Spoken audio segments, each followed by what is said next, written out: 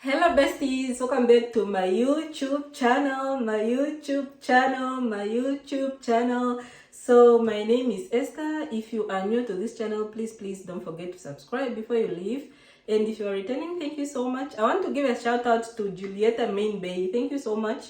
You always interact with me in the comment section. I really appreciate your effort. So guys, I feel like I've not recorded a video in quite some time now. I've just been making vlogs, back to back. So yes, so today I am back with a video. So as you can see on the title of today's video, I am going to talk about some of the many reasons why our African brothers and sisters don't come back home, guys. Okay, so some of us have brothers and sisters that left home so many years ago and never visited, never came back home. You don't know what is happening. They are just there. They are just in Europe. You just know my brother or my sister lives in Europe, So, and sometimes it really depends on how your family members got to Europe or to America. Sometimes when they seek asylum, they are not allowed to leave the country before all the procedures are done, when someone is seeking asylum, they go through courts and all those proceedings. So before those things are done, you are not even allowed to visit your home country. Sometimes in some cases they even confiscate your passport, so you just can't leave. You can't go home. Even 5 years will go by without going home. So in case you're wondering why your brothers and sisters do not return home, these are some of the reasons that I'm going to share with you guys. Okay, reason number one is that sometimes they did not fulfill what they came for or what they traveled for. Some of the people in diaspora went for studies, and they'll be there for 5-6 years. They are students. They are not working. There is no ticket to bring them home. So that is one reason, and for me it's understandable. So reason number two is there is just no ticket money, guys. People in diaspora sometimes just don't have the means to come home. There's just no ticket money, and it's so expensive to travel. And obviously, when you want to visit home, you need to book a return ticket, right? You cannot just book a single ticket because you need to return to diaspora. You need to return to UK. So buying that return ticket can be very costly, and that is why some people just don't have that money to just buy that ticket. That is just why some people will go for 10 years without returning home, guys. And it's not even a joke. It's something that is happening to our brothers and sisters. All right. The other point is that there's just nowhere to return to. Some people have left home many years ago that they've even they've lost track of who they are, where they belong, who are their family members. They don't even know where to return to. Seriously, this is not even a joke. People are lost. People are lost in diaspora. People have lost their families. People have lost touch with their families. So they don't even know where to return to. They don't know they don't have a home. They don't know where to sleep when they get back. They don't know where to even start to come back home. Not just for visiting, to just return back home. So the other factor is that people, most of the time, when you are traveling, you need some money, right? Sometimes you need money to process your relocation process, to fund your relocation process, right? And you end up selling your car. Some people even end up selling their houses, selling their cattle, selling their properties, just to fund this relocation process. And you don't know what you're going to find on the other side, in the other country, because it's not always green on the other side. So you don't know what you're finding on the other side, right? Imagine now you have sold your house, you have sold your car, you have sold your cattle, you have sold your properties, Now you got here. You got here and life is so hard.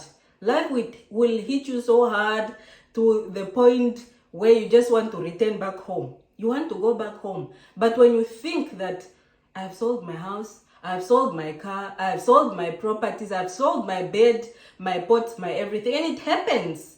It happens. People do sell their things to fund this process, because the process of relocating is actually costly. You pay your visas and all those things. It's costly. And sometimes you don't have money to fund it. What do? You resort to selling your property. And when reality hits, when you get here, things are so tough, you can't go back home. You can't go back home, because where are you going to, how are you even going to start? How are you going to start? It's so difficult. So my advice here is that people, do not sell your things to relocate abroad. Do not destroy your properties. Do not sell your things. Do not sell your house. Do not, maybe a car you can sell, but just at first, just leave your things as they are, because I'm telling you, life in diaspora can be really hard. The way it will hit you, you will feel like, oh my God, I'm taking the next flight back home. Yeah, so people have destroyed their things. People have gotten rid of their things. So it's so difficult to just decide, you know what? I can't take it anymore. I'm going back home. But you are going back home. You have nothing. You have not saved any money. What are you going to do back home? Okay, so the other factor is that the stigma. There is just stigma, and there is just too much high expectation from family members, from friends, from the community at large. When you are abroad, people think you have money. People think that when you come back, you are loaded with a bag of money, So that stigma just makes you to just not go home, because, the people expect so much from you. Guys, please, this thing is making people to, not to come home, because you people back home, it's like you think people in diaspora have so much, and it's not the case. Honestly, it's not the case. So the point here is just that stigma of, going back home to reintegrate into the society, especially when you have stayed away from home for so many years and you did not achieve anything in the diaspora. You will not just pack up and go back home, even if life is so difficult, even if you want to go back home, just because of that stigma. People will just be looking at you and expecting you to be driving big cars when you get back home, They expect you to be driving the big cars, build a big house. Like, with what? I don't have anything. So people, you need to understand that being in diaspora doesn't mean that you have a lot of money. Okay, please. The other thing is black tax. The black tax, guys, our families are milking us so much. I'm sorry, I'm not talking about my own family. I'm talking in general, that the black tax is way too much for the people in diaspora. Guys, please, you need to give a break to your family members in diaspora, because these people work day and night. These people work long hours. But you people back home, all you do is ask for money. Send me this, send me this, send me. Everybody is asking for money. How many people am I going to support? How many people am I going to give money? And how am I going to save money? How will I return home? How will I pay my bills? It's too much. So, guys, black tax is killing the people in diaspora. It's too much. It's too much, because people expect you to just be dishing out money, but you are living a life in diaspora. You are having bills in diaspora. You are, sometimes you are having kids in diaspora. Do you understand my point? The black tax. People, please take it easy. Be easy on your family members in diaspora, because sometimes it will even lead into depression. When you are working day and night, 12 hours, what, but at the end of the day, you have nothing. You can't even afford to go home, because they are always sending money home. Your cousin's university fees, your brother getting married, your niece is sick, send money. No, guys, please, you need to take it easy on the people in diaspora. Okay. Other thing is that there's so many bills in diaspora. In UK, to be specific, because I live in the UK. So there's so many bills. So many bills. I know there are bills everywhere, but I feel like the bills in the UK are just exaggerated. There are too many. Like, the rent is so much. There are too many bills in diaspora, and that puts a lot of financial strain on people that live in diaspora. So that is why we need to understand why people don't come home. People will go to UK and they will spend 3, 4, 5 years without returning back home. Sometimes it's just because of these bills, guys. The bills. You pay the bills and you are left with little to save. Little to save. And if you travel, wow, hell will just break loose. You are going to be broke. You are going to be broke, my friend. So, the other point is family, spouse, people in diaspora, especially those that have children, not one child, not two, but a family, they sometimes want to travel with their children. If I leave home the 5 years ago, obviously when I want to return home for a visit, I want to come with my children, but I want to come with my spouse, I want to come with my children.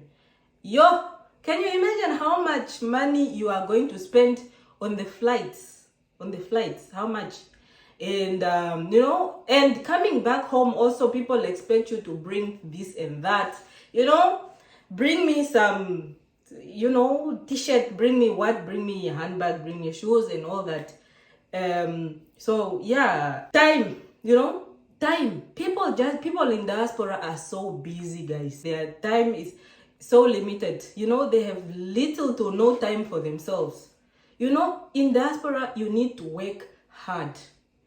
If you are that person that really want to save money, you have these families that are always asking for money, or really time, there's just no time. People work 2, 3, 4 jobs. People just get 1 day off in a week, or even no day off in a week. Can you imagine that? There is just no time. You are always at work, you are always working.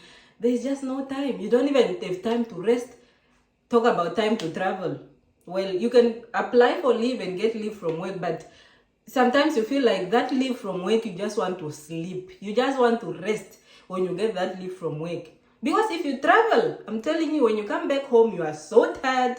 When you come back from traveling, like abroad or back home, you are so tired. You need to rest. And when you come back home, immediately you are going back to work.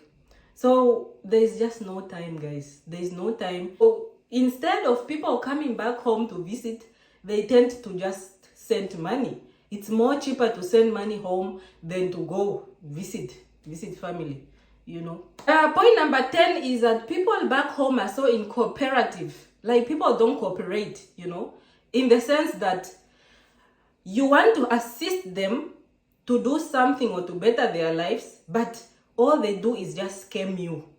They are not running your business properly.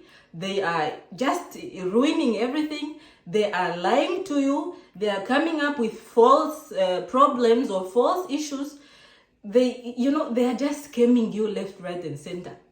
So people back home need to be cooperative also, because if I plan to do something for you, to uplift you, to assist you, to help you, you need to cooperate with me. Don't lie to me. Don't ruin my business. They don't even share the profits sometimes. They don't share the profits. You send a car to be sold. Person sells the car, put money in their own pocket, don't share with you. What can you do? If you are this far, what can you do? What can you do? If you are so far away, what can you do?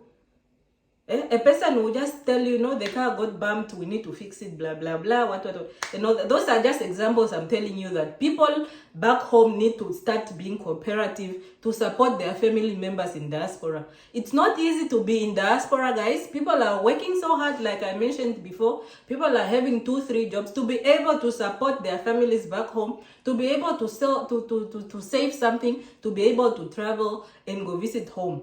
But we need to respect our family members in diaspora. We need to feel how hard they are working.